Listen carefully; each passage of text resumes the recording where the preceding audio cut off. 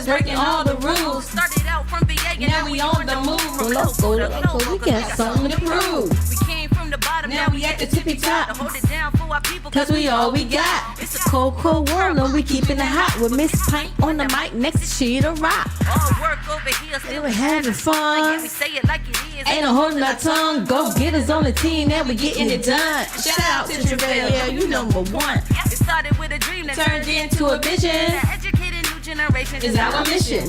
Ears to the streets, yeah, We steady politicking. It ain't about to change, mind your business. Wait, about to change tonight, y'all. Wait again a minute, wave your hands with it. Now wait again a minute, wave your hands with it. We top pics like we all up on the gram with it. Now wait again a minute, wave your hands with it. Now wait again a minute, wave your hands with it. Now wait again a minute. We need y'all to share this episode. Top pics like we all up on the gram with it. It's about a change tonight.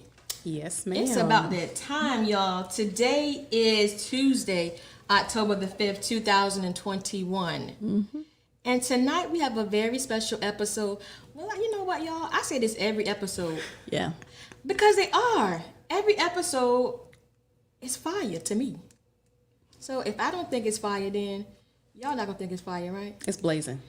Ooh, Yes. That's what I'm talking about. That's what I'm talking about right there. Good one, So, so with that being said, I am Gam, the creator and director of Wait a Gam Minute, and tonight I got my co-host. Well, I'm actually co-hosting her because it's normally their seat. Miss Go Getter is in the house, as well as we have a special guest, Miss Narendra Pleas. Good evening. Well, thank you for coming back again. Well, thank you for having me. Of course, and I felt like you needed to come back because a lot of people are out of sight, out of mind type people. I Right. know that I am. So, and I know that the election is coming up, so we need to let people know who you are and what you plan on doing here in the city of Suffolk. Okay. It's a little fly. Yeah, about one of them knows. They wanted to be on the podcast too. That's what that's All about. they do is ask. Okay. That's all they do is ask. So with that being said, introduce yourself and tell us a little bit about who you are. Oh, okay. My name is Narendra. I'm going to spell it because sometimes it helps to pronounce it. Narendra. My last name is Pleas, Pleas. And I am back here with Wait a Gam Minute because I'm running for Commonwealths Attorney here for the city of Suffolk. You want me to go into? Yeah. Okay. I am running for Commonwealth Attorney after having worked here in Suffolk for 8 years. I started here as the domestic violence prosecutor and worked on all kinds of cases, moved to General District Court, did a little bit of everything, and before I left, I was the deputy of the Juvenile and Domestic Relations District Court team. I left here in February to go work in Norfolk, and I'm a deputy in Norfolk, again working with Juvenile and Domestic Relations District Court, so dealing with cases involving families and children is where I'm working right now. And I worked in Sussex County, I worked in Emporia Greensville County, here and now in Norfolk. So I've moved around quite a bit. Right. Been a prosecutor for over 15 years and decided to run because I felt Suffolk needed a change and we needed to do something different and to be more effective in the way we prosecuted and be smarter about the way we prosecute. Right. And that's what I want to do. Okay, so you said we need to change. So we're saying you're the change, right? That's what I want to do. That's what I want to do. Okay. One of the things that I saw that we weren't dealing with, one is pretrial services. Right. There are 133 localities around Virginia. That means cities, counties, and out of all that 133, everybody has pretrial except for 3 localities. And Suffolk being one? And Suffolk is one. We're one of those 3. So it doesn't make sense. And what pretrial services is for those individuals who are charged with a crime, but are pending either trial, preliminary hearing, whatever their hearing status is, they are remaining incarcerated because we don't have any pretrial supervision.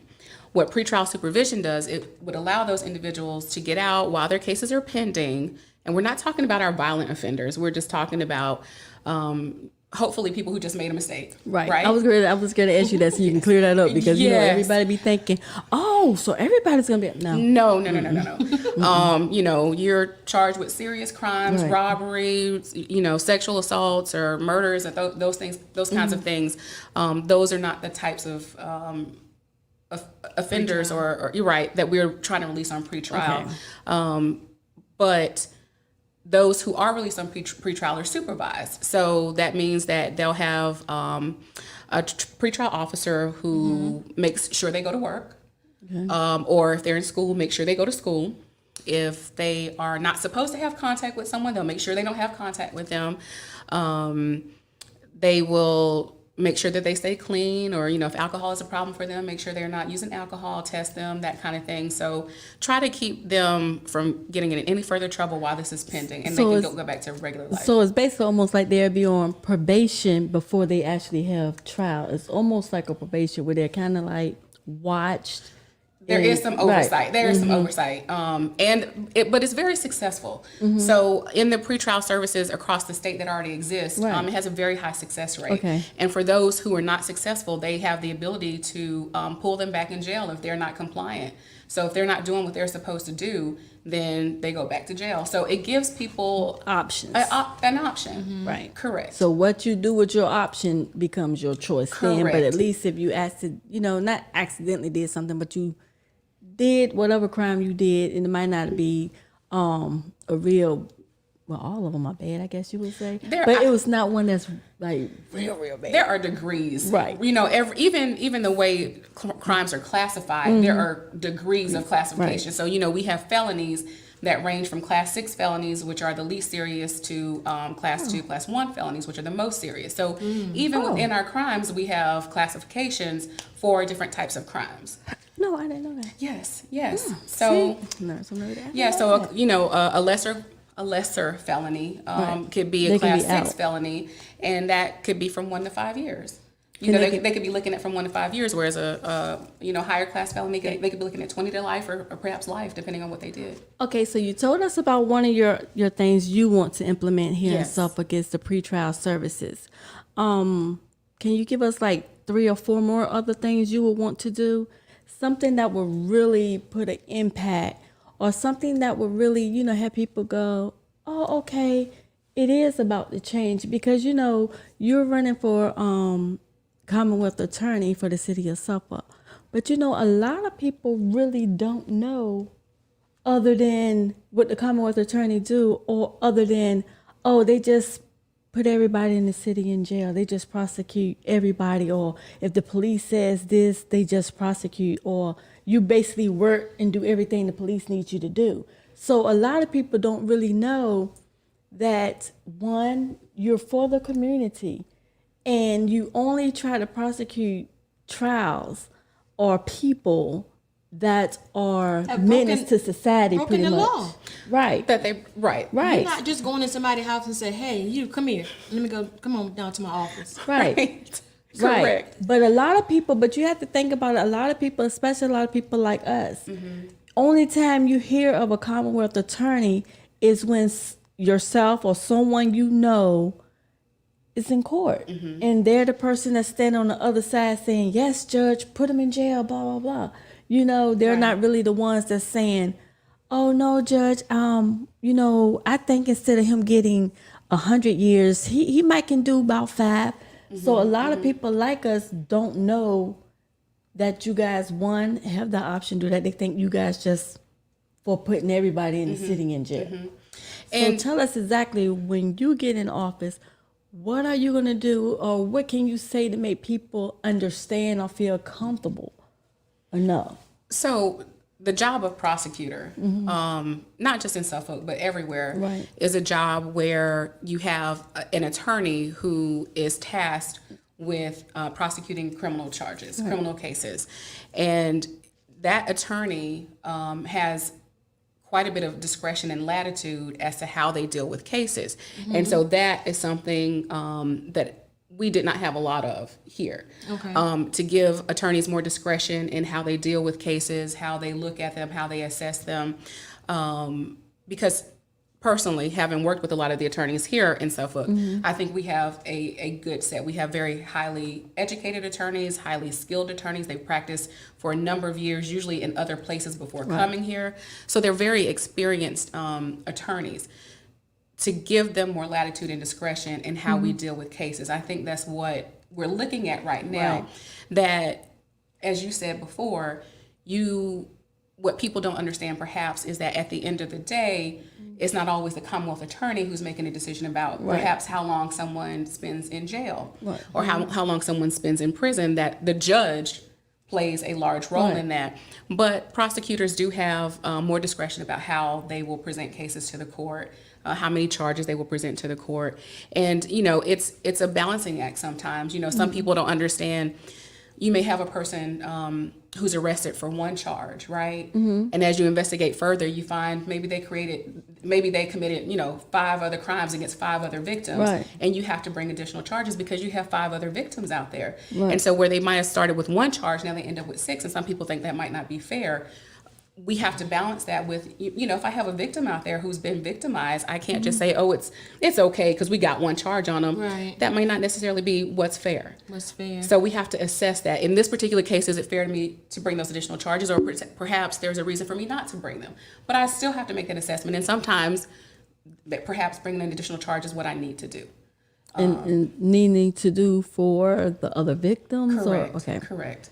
Now I'm going to ask you something, but before I ask you my question, I want to let you know that Mr. Brandon Randleman said that he's watching you from Brazil. Okay. And he needs to make sure that you're doing a good job. Oh, okay. So I wanted to just put that out there so you can be on your best behavior. Oh, always. But my question to you is, being that you are running, and now we know the gist of what your position calls for, and maybe we can look at it in a different light. Now, you're running. What makes you different from the other candidate that's running now? What make me want to say, you know what? I'm gonna go vote for her, not because she's African American, but because I like what she's saying she's gonna do. Right. Do you want me to get into the other parts of my platform as well to tell you what else I'm looking to do? Okay. Yes. So I'll talk more about me and then more about why I think I'm the more qualified candidate. So in addition to pretrial services, what I would like to establish is mental health, a mental health docket. In other localities, it could be a veterans docket. We have drug court that's supposed to be starting here soon. Okay. I don't believe it started yet, but they're called therapeutic dockets in general. And what we are seeing is an increase in defendants who have mental health issues, in both adult court and in juvenile court. And again, for those people who are not a risk to themselves or others, I think we should be assessing and addressing these cases in a different way. Right. The best prosecution, I believe, is one where we don't see a defendant again. And so if we can get a mental health patient connected to services and we get them to continue those services and we get them stable and they continue those things, then maybe we don't see them again for whatever crime they committed. Because mental health patients are more likely to be victims of crime than they are defendants. And when they are defendants, it's usually not violent crime, but some other types of offenses. And so we want to get services to those individuals so we don't see them again. And so we will be establishing a mental health docket. The beauty of that is that we already have people here who are also interested. So we have judges who are interested in this. We have police department and the sheriff's office who have expressed an interest in this. Western Tidewater CSB has already expressed an interest. So we have community stakeholders and partners that are already interested in having this happen. So it just makes it easier for me to come in and get that up and running and started when we have those individuals. And as I've gone around and started to talk to people about this, about what we need, and this is what we need, I've had other people in the mental health field who are saying, we want to be a part of this. We want to offer our services to help you accomplish this goal. So I don't believe, one CSB can perhaps handle all of this. So it's nice to have these partnerships. So I'm very excited about that. And another initiative is to prosecute cases involving environmental injustices.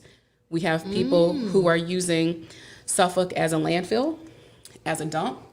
It's around poor or Black neighborhoods, and it's affecting our community in two different ways. One, we don't know what's being dumped necessarily. It could be harmful to our environment. It could be harmful to our water, to our soil.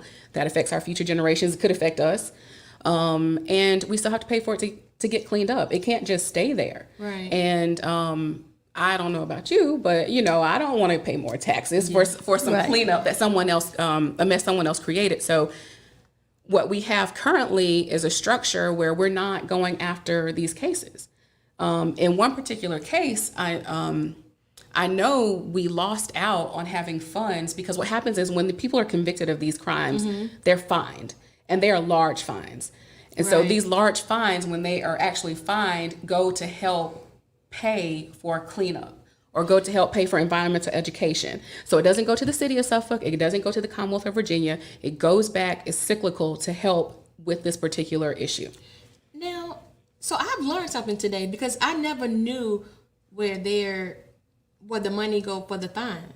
Well, it depends. So some different crimes have different classifications for where the money can go. But for this particular issue, for these particular statutes that we will be prosecuting under, it would help go back towards this particular initiative. Okay, so the Commonwealth's Attorney's Office is responsible as well for finding these people who's dumping or whatever, these companies or individuals or whatever that's dumping. So the Commonwealth Attorney's Office doesn't do it necessarily because we're not investigators. Okay. I did not go to detective school. I'm good, but there are some limitations to what I can do. But y'all prosecute the crime. But we prosecute. But what this would mean is that we would have a dedicated team to work on this particular initiative. So we would have a dedicated prosecutor. We would be working with Suffolk Fire Rescue, so they have a dedicated investigator. And these people would work in tandem together to pursue these particular cases. Okay. So that's what it means. Okay. Yes. Now let's get back to my question. Okay. What sets you aside of your counterpart that's running against you? Okay. One, I know what this job is and I know what it entails. And I know what's needed to change and to change for the better. And so when I bring my initiatives to the table, it's because this is what we're lacking as far as how we're prosecuting and what we're doing here in Suffolk. We need to bring Suffolk up and move Suffolk forward and get Suffolk has had the same vision for almost half a century, essentially, right? 47 years, 44 years. And so we need to change that and change what we're doing here in Suffolk. I don't know much about what my counterpart is offering. I know one example he gives us is of one case that he had that lasted for 2 years. He said it was a murder case. It's not unusual. Honest. So the one example he gives is I had this case that lasted for 2 years and my guy was found not guilty and he was incarcerated the whole time. What he fails to mention is that that's from beginning to end, that we have a statutory obligation. If someone's in custody, they have to be tried within 5 months. So if we had gone past that technical time, then the case would have been dismissed. So obviously that didn't happen. Okay. So it's a matter of telling the whole story and telling everything that happened. And in a homicide case, it's not unusual for those to go a little bit longer than, say, an embezzlement case or something like that. So I don't really know what he's bringing to the table. I think one program he mentioned was a mentoring program for individuals who are being released from prison.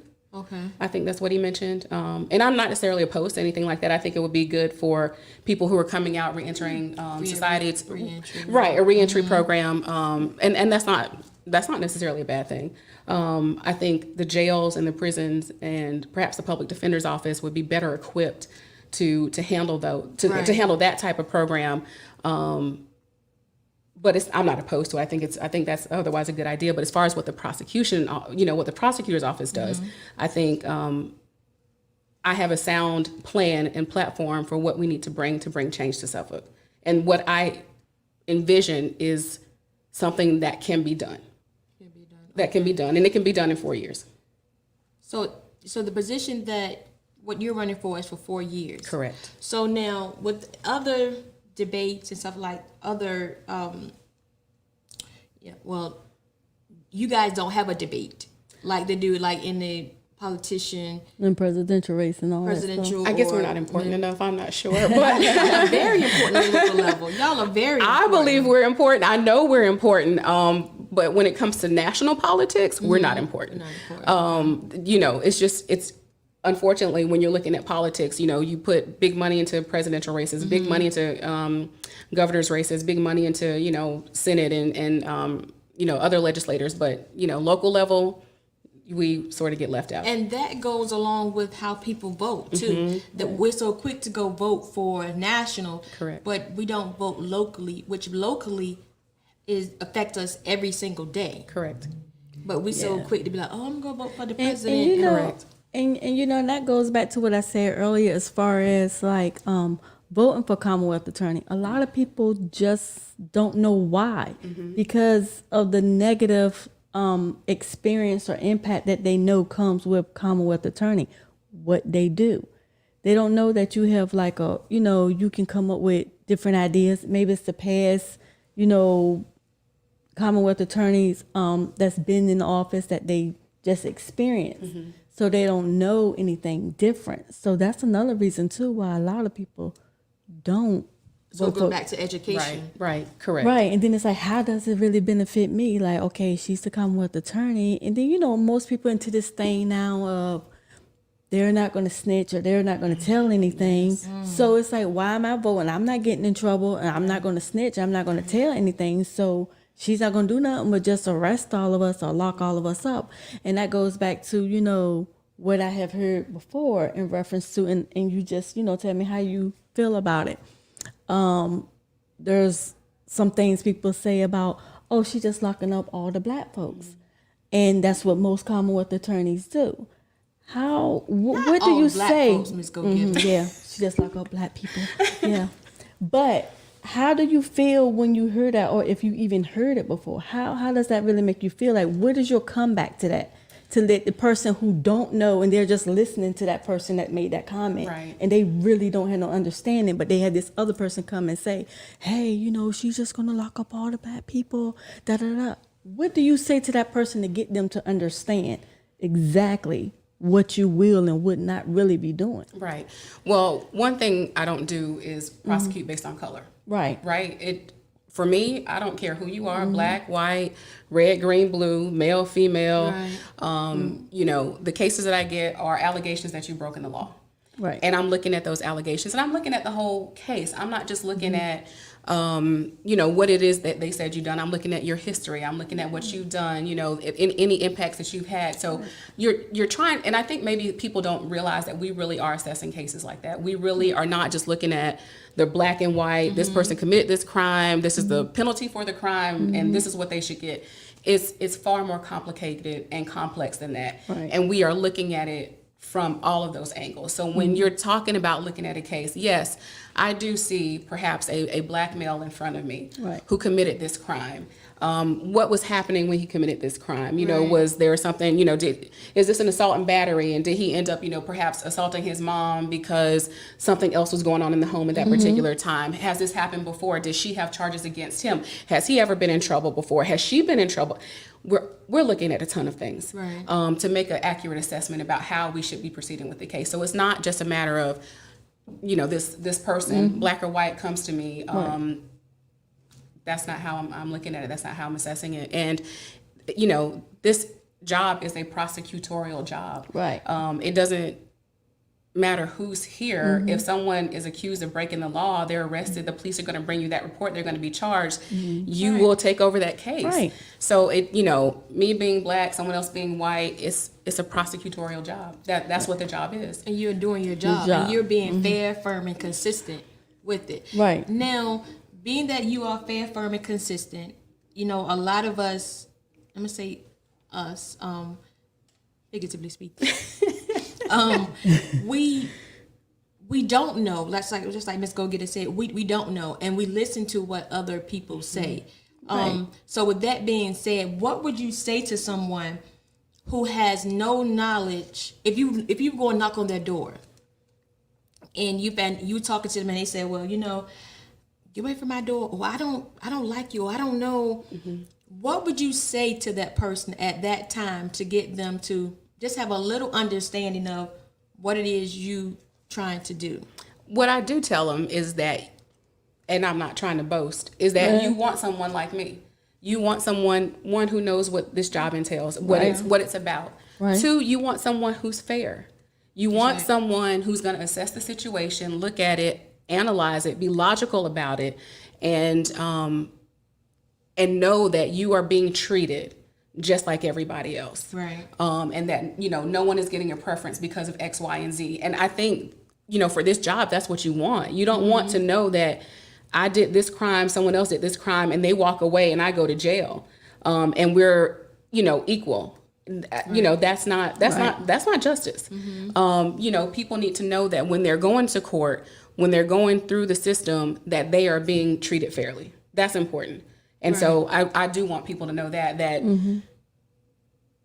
whether, whoever's the Commonwealth Attorney, they should be treated fairly. Should be treated fairly. They should be treated fairly. And you're exactly right, because I think a lot of times what happens is we as people, we don't feel a certain way until it's on us. Right. So when you have, hurt us, then we want you to be, the way we want you to be, but that's not how it goes. Right. So the way that the city has been ran for umpteen years, it's definitely time for a change. Mm-hmm. And you feel as though you are capable of bringing about that change. I do. Now, you do understand, and I'm sure you do, that you have to build a team around you that supports your vision. Correct. Because even though you have the vision, you still have to have people help you carry it out. Correct. So those people, you have a good support system around you? Absolutely. And so what I would say the benefit, again, of me having worked here is I know who is in that office and what they can do. I know there will be some changes. There needs to be some changes because, that's been what's been there for umpteen years. So that does need to change a bit. And it will. Again, for the betterment of the city. Because this position is a public servant position. I'm here to serve the people of Suffolk. Whether you are a defendant or a victim, you are to be treated fairly by this position no matter what. Right. Okay, now we have a question from Ms. Mildred Wilson. And she says, for so long, African-American youth have been profiled and charged with ridiculous crimes. What's the process of expunging these jaywalking, disturbing the peace, issue and gathering without permits, and nonviolent crimes, and etc.? So those crimes, jaywalking is not a crime per se, so it wouldn't be anything that's on a record. What was the other part of it? Like nonviolent crimes, like she's saying, being jaywalking, disturbing the peace, gathering, like I said, like a group of So there's a process for getting your record expunged that anybody can file and petition for. Here in Virginia, it's very difficult to get some convictions taken off your record. Felonies are generally not coming off. But misdemeanors are different. So everything she named is a misdemeanor, it sounds like. So it's a different process. It's a different process. Now, if a case was put on your desk and you looked at it and you being fair, firm, and consistent, you said, I'm not going to prosecute this case. Or do you have that ability to do that? I have done it. You have done it? I have done it. I've done it. So you talk about, people say we do what the police say. No, not so much. So, and I'm not going to get too much into the details because I ended up not prosecuting the case, meaning I asked the judge to dismiss it. Okay. But it was one where I was concerned with the identity of the individual. I personally was not convinced that this was the individual who committed the crime, based on evidence in the file. And so for me, it was a concern. I, as a prosecutor, do not believe that I can put on a case that I do not believe in. So if I have questions about this person being the offender, I don't think it's right for me to basically throw that on someone else and say, okay, no, it's your job. You need to figure it out. Okay. I need to have my case in hand and all figured out. And again, believe I have everything to go forward to prove my case beyond a reasonable doubt, because that is the standard for criminal cases, beyond a reasonable doubt. And when I have that, I put that forward. If I don't have that, if I think that there are issues, then we don't proceed with the case. That's Yes. good. But the beauty of that also is that it doesn't happen very often. That while you have a crime that occurred, you have an arrest, police arrested this person, even if we feel that something is lacking, we try to get it. We try to do further investigation. We don't just let it stop and drop right there. If we believe that we need more, then we try to do that, because again, you're trying to build a solid, concrete case, because you don't want to make a mistake. We're talking about people's lives. Right. You don't want to make a mistake. I've had a defense attorney. He came up to me one day in court. He said, "How many innocent people do you think you put away in jail?" And I paused. I said, "What?" He said, "How many people do you think you put away in jail that didn't do it?" I said, "I hope it's zero. I hope it's zero." Right. Because it is something we are talking about people's lives. That's right. Right. And so we need to be certain that when we're pursuing the case, that we believe we have the right person. This is the crime that they committed. This is when they committed it. This is where they committed. And we need to put that forward only when we believe we have all the information. So let me ask you this: why did you choose? What you saying that a defense attorney said that? Why did you choose to be a prosecutor versus a defense attorney? I don't think I could do defense work because as a defense attorney, you get to hear whatever your client tells you, right? And they could tell you something that you may not want to hear and something that you may not want to know, and it could be horrible. And just take the worst case scenario. You killed a child, right? And your client's like, "Yeah, I did it, da da da da da," and your job is still to defend them. Right. You still have to defend them, and you still have to do an excellent job. You have to represent them and represent them with all your heart and soul. And I don't know that I could do that. So even as a prosecutor, I'm sure you come across a lot of cases like you and I were speaking earlier. You come across some cases that you might still take home with you or you think about. And I know you mentioned earlier one of your programs was mental health for the victims or mental health for the accusers. And what about the mental health of the Commonwealth Attorney's Office who's dealing with all of these cases, who's trying so hard to prosecute these cases, and the ones, and maybe including yourself, or the ones that you're going to be representing because they're going to be under you? You take it home and then you thinking about it, and it's like you really, really pounding on this case to try to get this conviction. What about the mental health for you guys to make sure when you guys go into court and you guys are trying to prosecute this case that you are being fair, you are in your right mind, you read what you actually read, you know what you actually know, and you're not just trying to, put it together because maybe your mental is disturbed. Right. So I sort of separate what I'm planning to do for the public and what I'm planning to do in office. Okay. For the office, if that makes sense. Right. And one of those things will be to have services for staff. And that'll be whatever they need, right? Because there is such thing as PTSD for those who are assisting, because I hate to say it, the general public really has no clue about some of the stuff that we see and read. Right. It's horrible. To just put it out there, it is horrible. The things people do to each other, the things people do to children, the things people do to their spouses.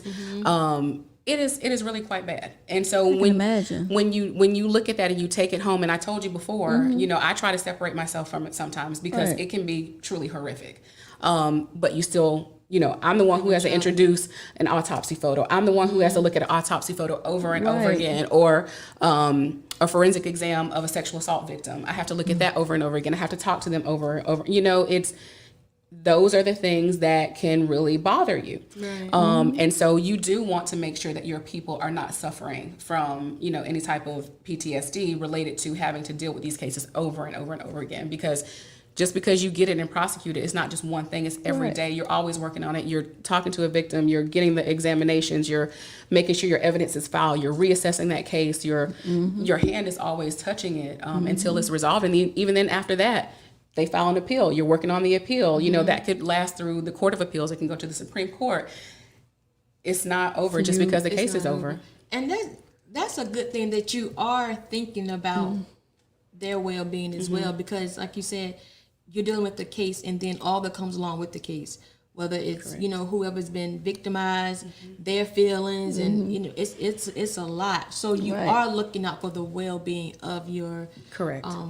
team members as well. So, and I think the way that you're going, you are attacking things at its core, which will help everything else around. Correct. So And so you're when not you being have superficial, you're attacking it right there. So that's going to speak volumes, and it's going to show in the courts. Correct. And it'll probably bridge the gap between the Commonwealth's Attorney's Office and the citizens, which we need that. Correct. And I want, and again, I have lots of ideas. I don't want to overwhelm myself. I have those platform things that I want to get done. Like those are the things that have to get done in the 4 years. At the very least, those things get done. But there are other projects that I have as well. And one of them is a mentoring program. I want our prosecutors and if, to the extent that we can, our law enforcement officers to work with our younger children. One of the things that we're seeing, we know that truancy is a problem, right? And truant children are more likely to have law enforcement encounters. So if we can stave that off, let's not wait until they're 14 or 15, right? By the time they're 14 or 15, it's far more difficult to pull them back.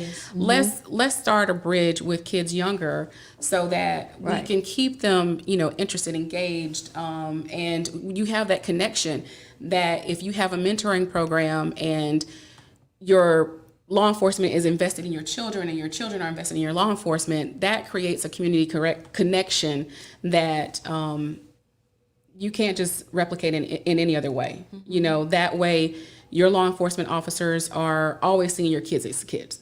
They're always seeing them, hey, I had lunch with this kid. This kid is fine. And the same goes for that kid. If they have issues, they're more likely to talk to someone and try to work it out, as opposed to taking some other route that might have them end up in my courtroom, So, I think on the other side. Yeah, I mean, if we can prevent a lot of things, that would be fantastic. And that's what it's about. But a lot of people, and that have the platform and stuff, they don't want to. They have their own personal agenda, and a lot of it isn't, like you said, attacking the certain thing in the community. Because if, just like with the truancy. Now, bring me up to speed about the truancy, because I need to make sure that I'm understanding what it really is, first of all, before I say what I'm going to say. The kids who are not going to school, basically. Okay. Truancy is the children who are not going to school. Okay, so the kids that aren't going to school, are the parents being held responsible for the kids that aren't going to school? They get hauled into court, correct. Oh. Well, maybe. Unapologetic and unfiltered. That may really need to be enforced, because a lot of them, they don't, not saying people don't chastise their kids, some people don't. Right.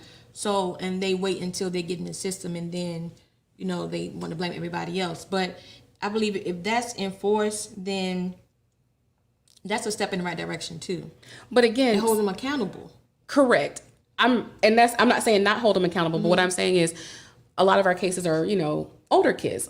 Let's start something sooner, so that we're not waiting until they're teenagers and just already meaning hateful. So you know what I mean? Teenagers are hard to deal with for any parent for the most part. They're going through changes. They have this hormonal thing. They feel the world is against them. They know more than you do. Let's not try to change all that at that particular time. If there are issues within the family, let's try to address it sooner, because those problems didn't just start when they were 14 or 15. Right. Okay, gotcha. Exactly. Gotcha. So it's like progressive. Right. Okay, Yeah. I definitely understand it, and I do you have a motto? The time is now. The time is now. The time is now. About like that that. time, y'all. Time to make a change. But I'm laughing, but I'm very serious, because like I said before, when you were here back in February, I believe, March, something like that.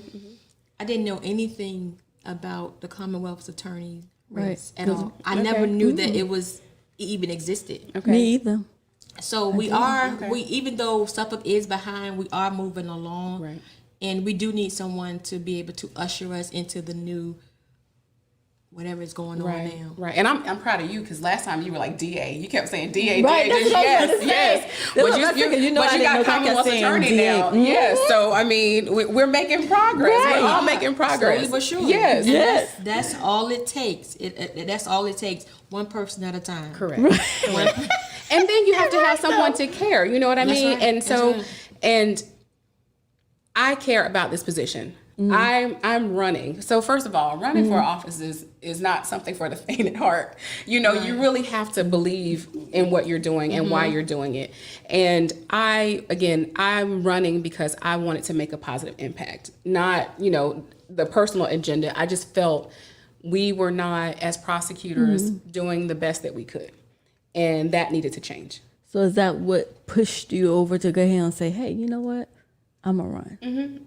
I felt that our leadership at the time was not doing what was best for the citizens. And so I felt It was your duty. it was my to run. duty to run.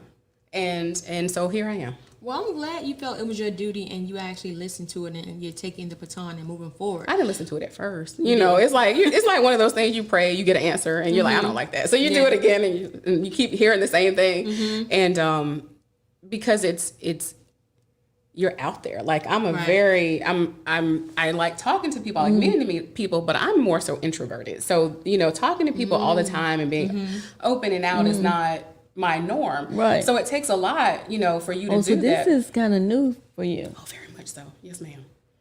But Yes. you're talking about what you're passionate about. Right. So it's easy. It should come easy. Correct. But when you're for instance, when you're out in the communities, have anyone not known who you were or what you were actually running for? So I've had to explain to a lot of people what the Commonwealth Attorney's Office is, what the Commonwealth Attorney does, and what we do, and and the thing is, I had been working here for 8 years, right? I worked in the Suffolk Commonwealth Attorney's Office for 8 years, and some people are like, "Oh, I didn't know what that was. I didn't know what you do," and a lot of people, like you said, don't know what the Commonwealth Attorney's Office is until someone gets in trouble, Right. And then it's perhaps a negative connotation, or they're a victim, Right. and it's still a negative connotation because Right. something bad has happened to you. So I mean, I can't say there's a whole bunch of happiness when it comes to people and encountering them in my particular job. And sometimes I tell people, like, I hope I never see you again. Right. As a defendant, I hope I never see you again. And that's not mean. I hope you never come back here. I hope I never see you again. For a victim, Right. I hope I never see you again. I hope you're never victimized. So it's, my job is not rainbows and sunshine all the time. But it's a job that has to be done. It has to and be you done. don't mind taking on the task and doing what it calls for to do. Correct. And helping other people do that as well. Yeah. Yeah. I think you're gonna do well. I really do, and it's gonna look funny. It really is, because when I look at that, when I go on the website and look at it, have you ever actually sat back and looked at it, like go on the website and look at it and picture yourself up there? I have not looked at my website that in depth. I've gone to the web page, but I haven't looked at all. Again, me being the introvert, I'm not, I don't want to go look at, that's the, No, I'm talking about on the Commonwealth Attorney. oh yeah. Oh, I know. Yes. See, it's like sometimes you have to be able to physically see yourself there. Yes. Like that's where the vision comes, and and you're Right. You've already a mile down the road. Correct. And it's not that you're being boastful or anything like that. You're just speaking it Into to existence. You're manifesting it. Correct. So, but I think you're going to do well. Now, the ministers, are they behind you, like far as the city ministerial alliance and stuff like that? I've spoken with quite a few pastors. I've been to quite a few churches here. I've had more church in the past few months than I've had probably in a lifetime. But everyone has been so warm and welcoming. Right. And and it's a daunting challenge too, because you think about our constitutional offices here in Suffolk. We've only had one woman elected. That's Susan Draper. That was only a few years ago. Other than that, all the positions have always been held by men, and no one of color has ever held any of these positions. So it's not lost on me what that means to people. But at the same time, I'm also setting an example for a great portion of this city, because we've only had a few people run. We've only had a few minorities run, and obviously unsuccessfully. So we want to change that and get other kids interested in I'm not saying interested in politics. I'm not necessarily a politician, but running for public office, to be a public servant, because we don't have a lot of that right now. So if someone comes to you and say, you don't speak or you don't look like you're that aggressive, like you're really going to go after these people and, represent the victims, strong will. What do you say? Like, because you look really nice. They haven't seen me in court. And and I'm sitting here looking at you, and I'm looking at you, and I'm like, yeah. As I'm thinking on the court, I'm like, she seemed real nice, but I can imagine she gets in there. And I am nice. I am a nice person by nature. I'm not gonna say nice. I'm kind. I'm kind. I'm a kind person by nature. But at the same time, I have a job to do, and perhaps it's because you have contacts with victims. Again, especially working in juvenile court, a lot of my victims are kids, or working with families, or women, who are victims of domestic violence. You really want to advocate for those people, especially for children. They cannot advocate for themselves. They cannot take up for themselves. So those are probably the cases where I get the most entrenched in my advocacy, because if we don't take care of them, who will? Right. That's right. Right. So, and my victims, especially when they have such a big story to tell through their encounters, you just want to take up for those individuals, because who else will stand up for them? Right. That's true. But did you hear what she said though? She said, "My victims." Right. That's ownership. Yeah. Right. Like, so you already know it's gonna be like in court. I gotta come watch you one day in court and just see how. Well, once you get on this side. Well, but see, it's funny because once when I was leaving and I was going to Norfolk, I talked to one of my coworkers about one of my cases. I said, "Look, I'm bringing this one to you because this is my victim. I need you to take care of him. I need you to do this. I need you to do that." And so I went to people for certain cases and said, "Will you do this one? Will you do this one?" Because I knew that person could take over in my stead and give it the attention and love that I gave that particular case. But because you just want, if that's what that case warrants, you want someone to be able to advocate appropriately for that particular case. Absolutely. Yes. Absolutely. Yes. So therefore, we can expect when you get in, you're going to be fair, firm, and consistent, like Gam said.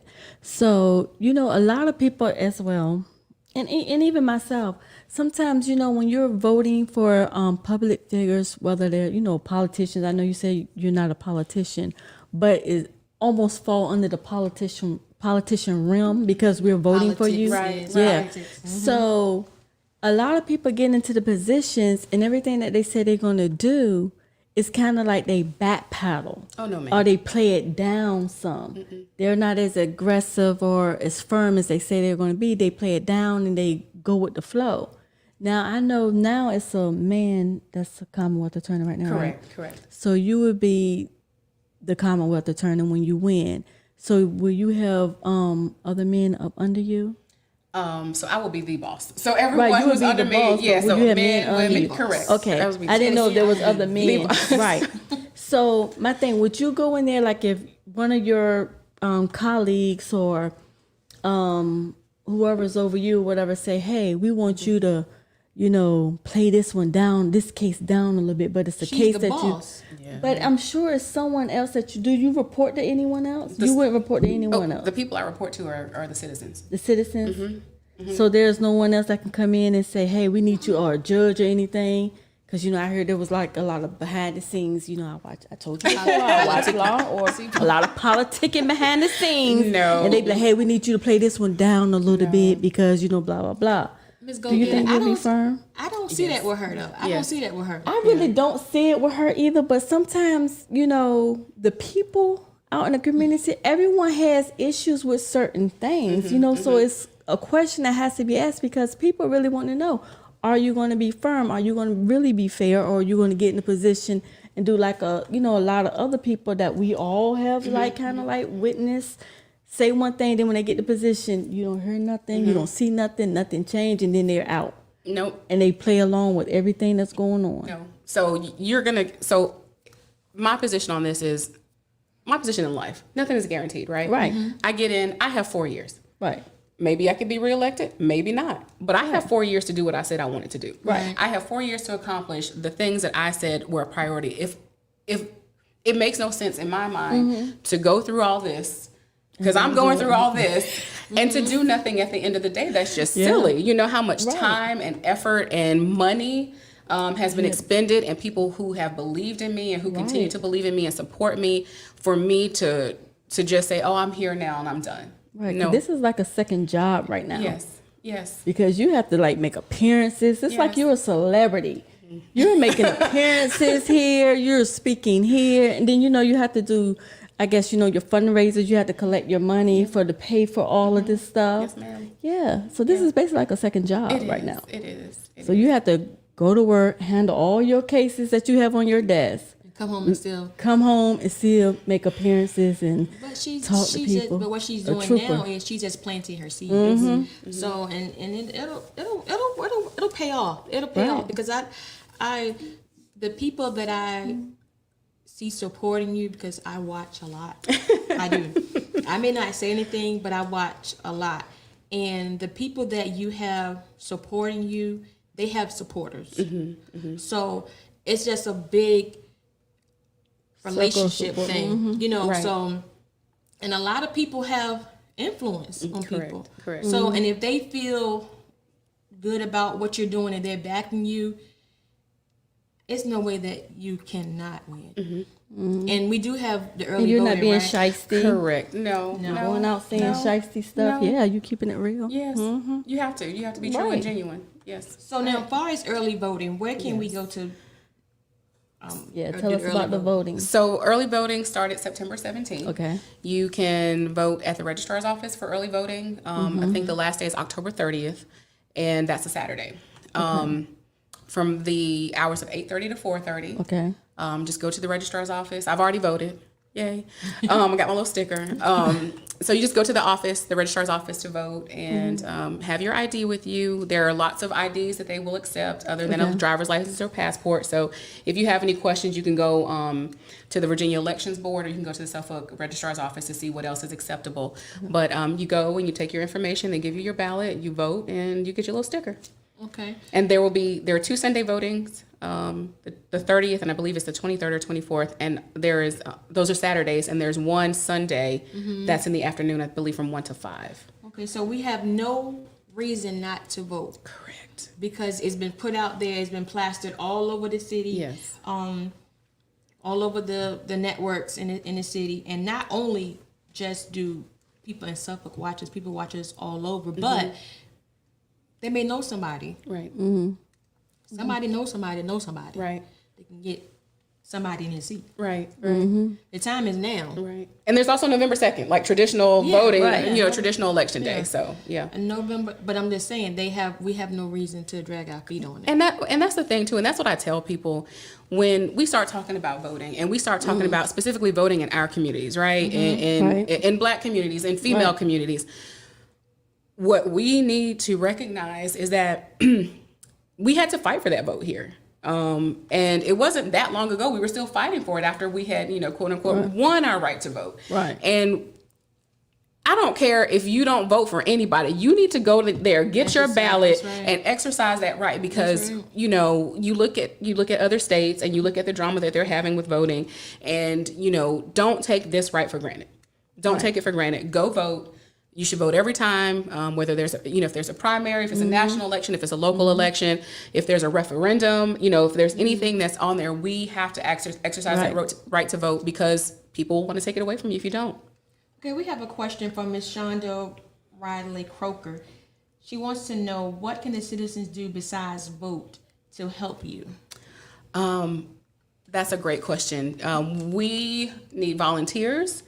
If you would like to volunteer for the campaign, especially if those teenagers who need community service hours for graduation, you can volunteer at the polls on election day. Okay. We can canvass, meaning going knocking door to door, distributing information regarding the campaign. We can do phone banking, and also there's for those who would like, there's donations. So we're always accepting those. That's right.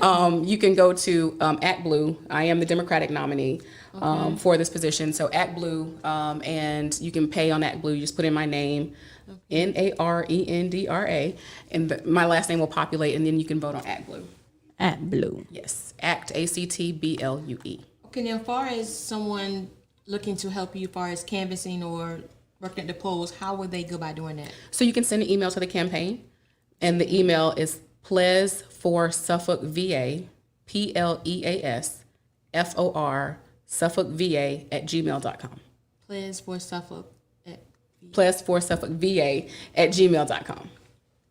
Yeah, Yes. Gam, don't you say it over. Don't you say it over again. You're I'll give it to you. You're gonna be sending the people everywhere else, and she waiting for them to come out there. And I'm standing out there by myself.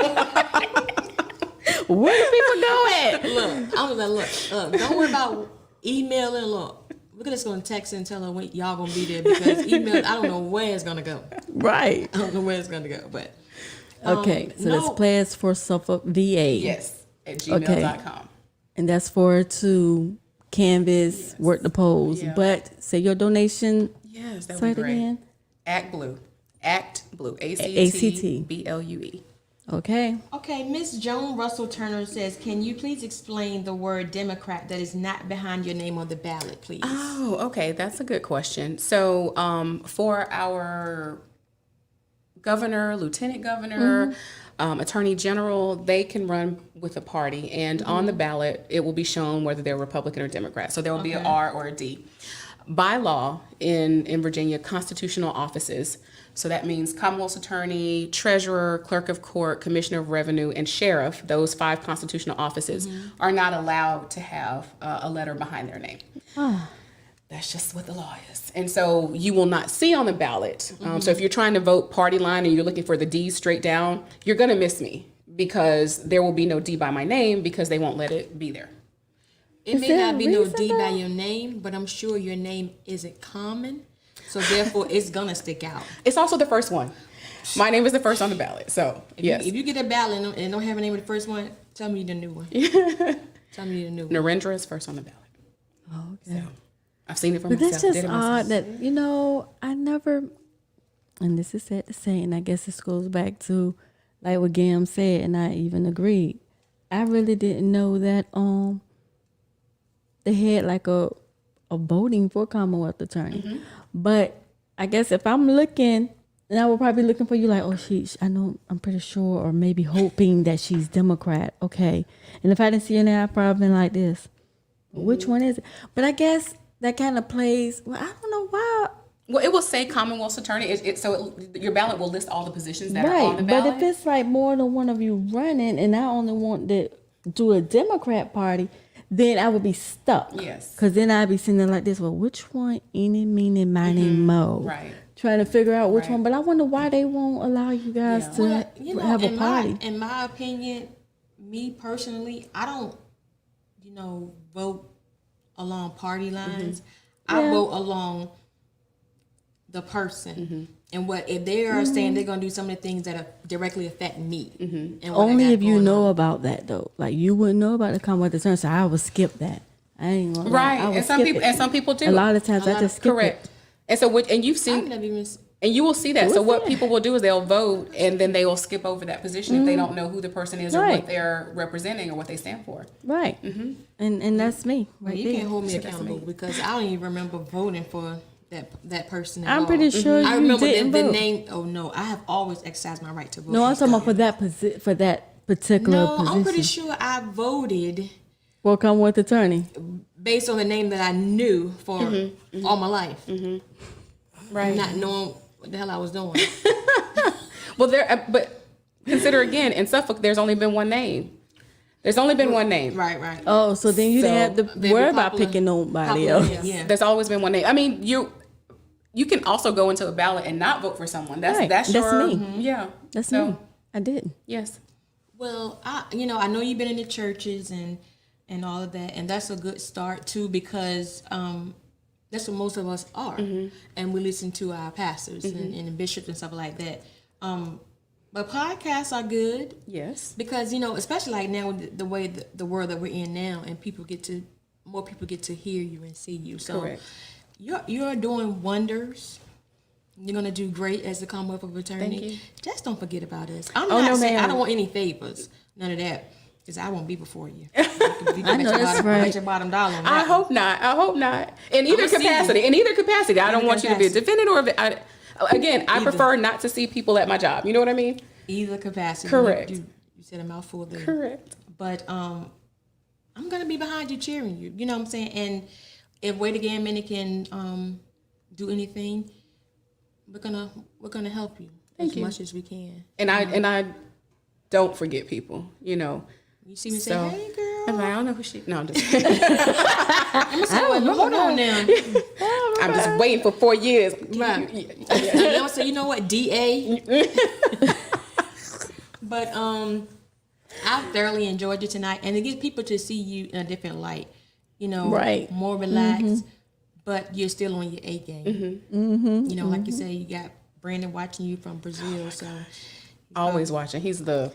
Yeah, because when you first came, you didn't have a team. Now I you did have not. a whole I have a team. I have a team. I was like, see how God works. go ahead. She got a See how whole God works. team. I have a team, and they're wonderful. They have your They're best wonderful interest. people. They have your Yes. best interest. So what we can do to support her, first is going out and voting, Correct. and telling our families and our friends about voting. If they, you know, can vote, and if they're in the city of Suffolk, and just calling people up. We don't have to be on her team. Like, look, I need y'all to go down here and vote for, and give them a name. And then on the other side, you know, as far as donating, it's very important because you can't keep continuing without the funds. Correct. Right. So that's a major plus, as well as us, you know, getting out, helping you physically, getting the word out there. That would be wonderful. So, as always, I mean, we're going to ask you again, even though you were here a couple of months ago. They have changed since then. Yeah. I know. I'm looking at all the upgrades right now. What are you talking about? God, look at it's all God. Right. It's all God. But again, I want to thank you for coming and taking time out your day. And as always, give us some feedback on Wait Again Minute.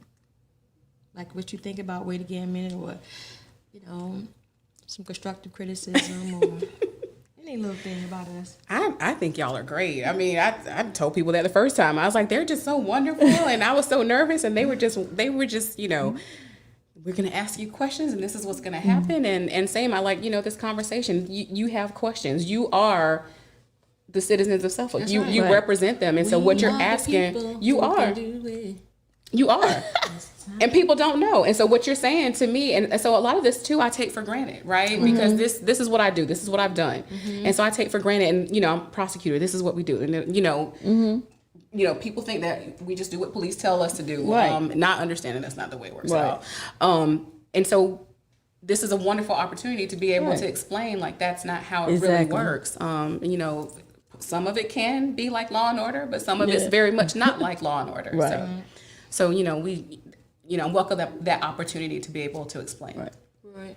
So with that being said, we have one last question, and it is from Shonda Riley Croker. Where will you be next so people can meet you up close and personal? She had bodyguards, y'all. Yes. Bodyguards. Don't try to She's run up. upgraded. You can't walk up. Don't run up and get done up.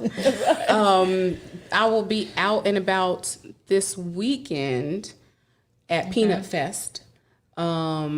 And so Shrimp Feast is, I think, Thursday. Thursday? yes, Thursday, and then Peanut Fest is all weekend, Friday, Saturday, Sunday.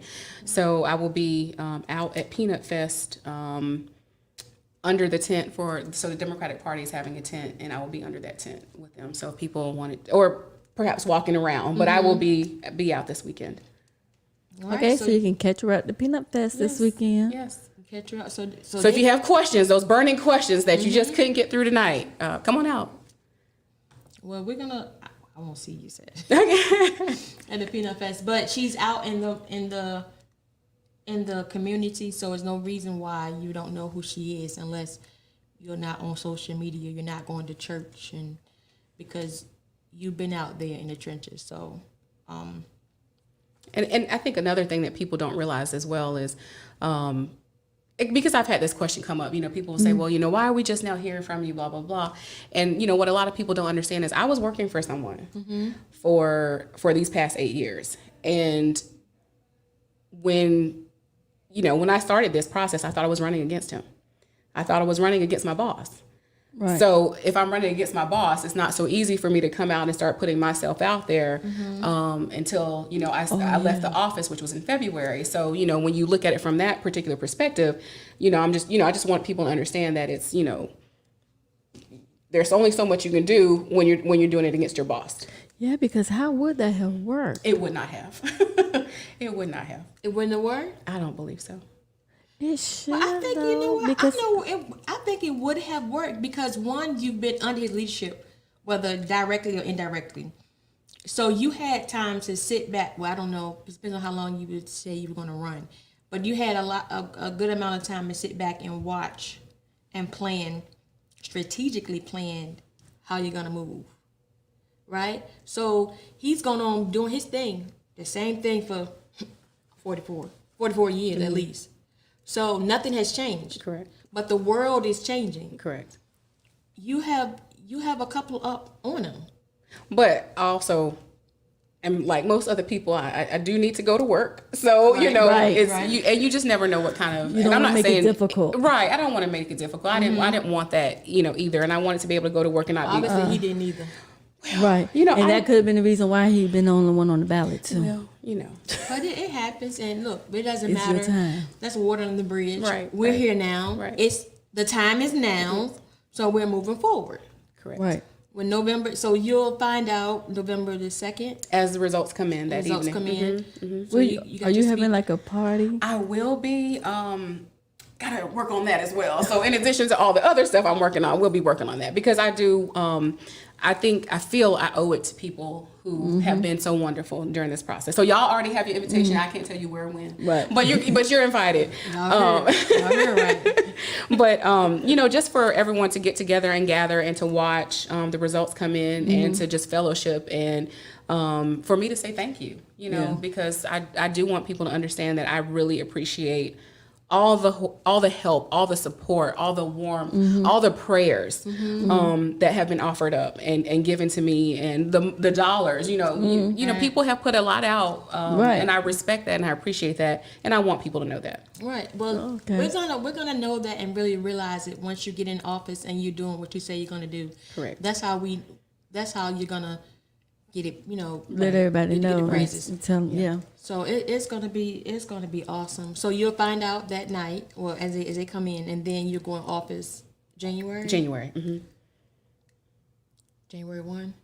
I think it's the 3rd. I'm not sure. January It's sometime in January. 2022. See, I don't even worry about that part. I'm like, you know, that's not a big deal. All things considered, that's not a big deal. So, but it is in January. It's gonna be good. Yes. So with that being said, we're not gonna hold you any longer because we don't want to see you on the other side. So we can't hold you against your will. But with that being said, we wish you well. We want the citizens to get out and vote again. We want you to call your family, call your friends, people you don't normally talk to.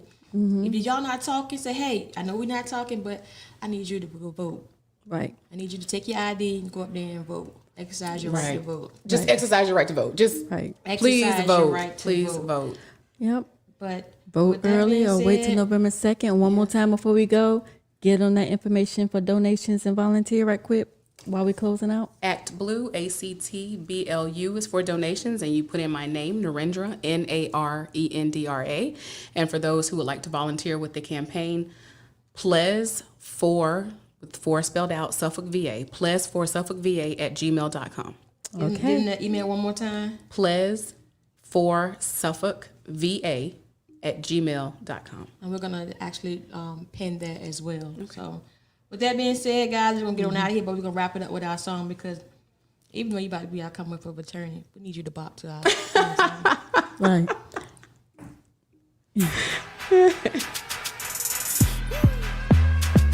Listen up, everybody, have you heard the news? We got a brand new show that's breaking all the rules. Started out from VA and Now we on the move. Local, we We got something to prove. We came from the bottom, now we at the tippy top. To hold it down for our people, Cause we all we got. it's a cold, cold world. And we keeping it hot with Miss Pint on the mic next to Sheet of Rock. All work over here. You know, we having fun. We say it like it is. Ain't no holding our tongue. Go get us on the team. Yeah, we getting it done. Shout out to Travell. Yeah, you number one. It started with a dream that Turn it into a vision. educated new generation. That's our mission. Ears to the streets. Yeah, we Steady politicking. If you ain't about to change, mind your business. Ain't about to change, y'all. Mind your business. Go vote November 2nd. right. Class for Commonwealth of Attorney. Please. Yes, please. I Y'all, I stopped saying DA. Now I'm still working on last name. Baby step. Good night. Good night, everyone.